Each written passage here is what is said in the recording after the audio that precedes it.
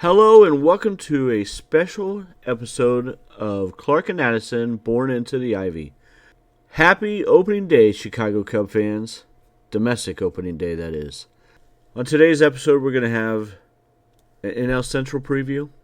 We're going to talk about the fifth starter for the Chicago Cubs. Spoiler alert, it's Ben Brown. Cam Smith has made the Astros roster. For anybody who doesn't know, you'll hear more about him in a minute, and we're going to talk a little bit about the bullpen.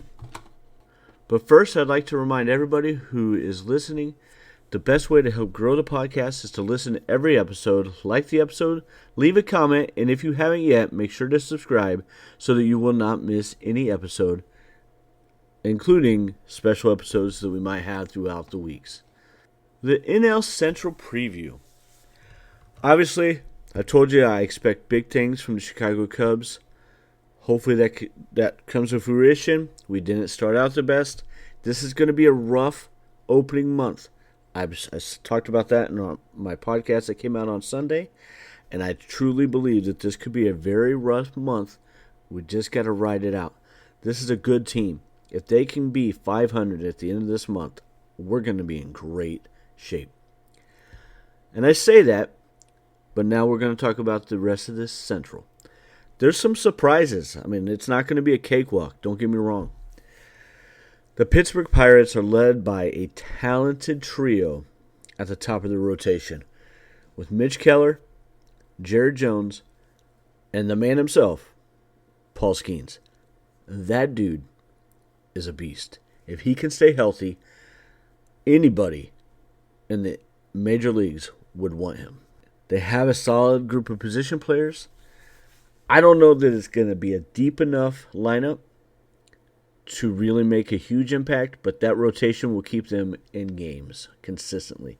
And it's not like they have a bunch of slouches after that. So the bullpen, though, that's probably where most teams can get them. So David Bednar really, really struggled last year.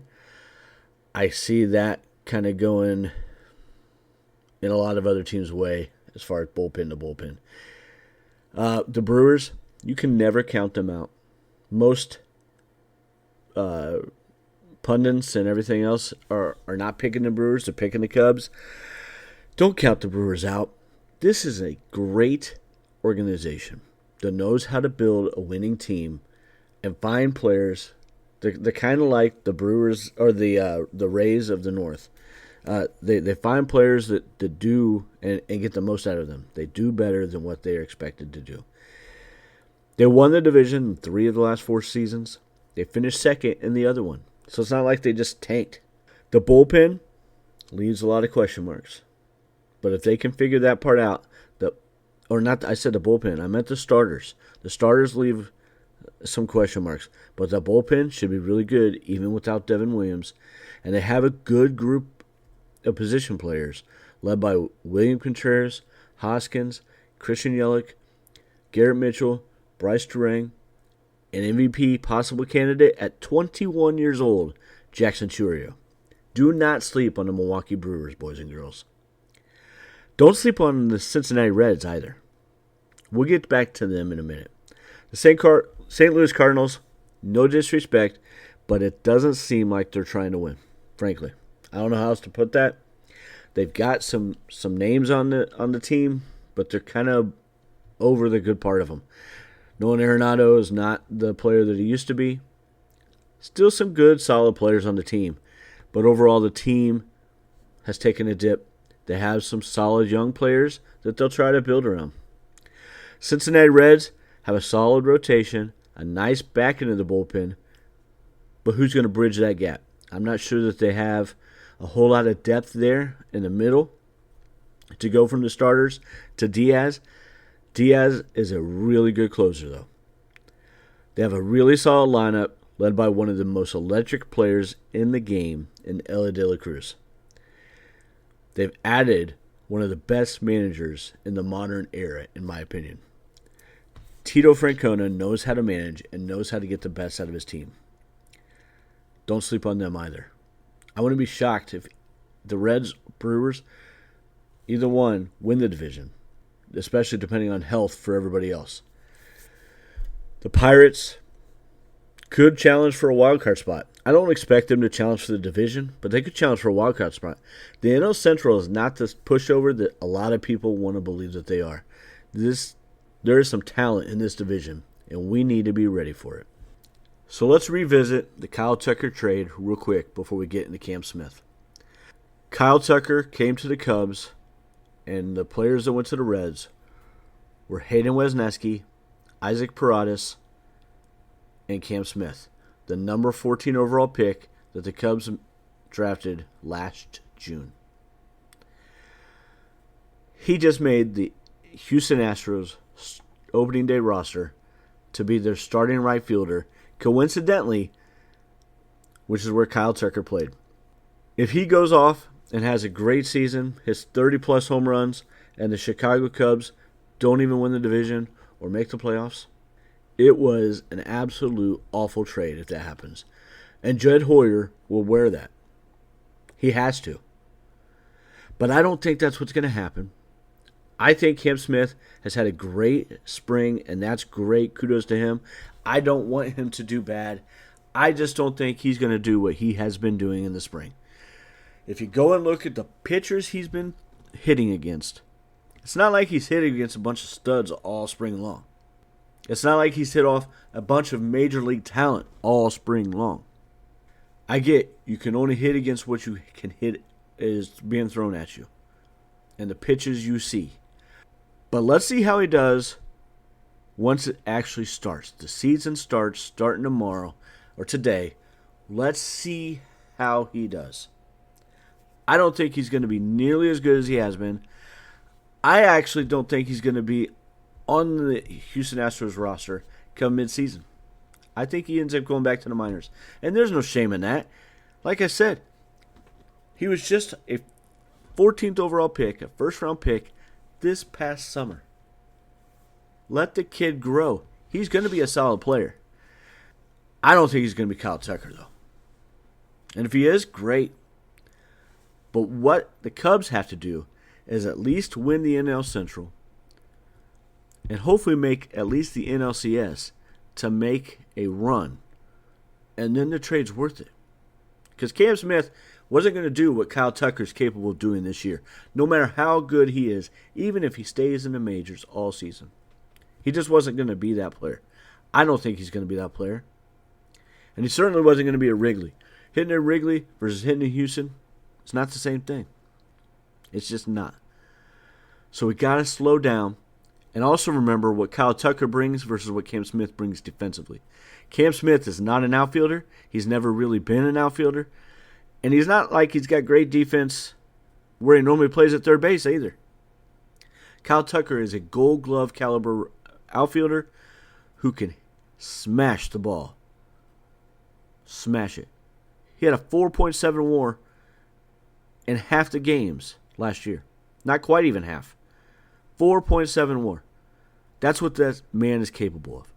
Let's get excited about that and stop worrying so much about Cam Smith, who's not on our team.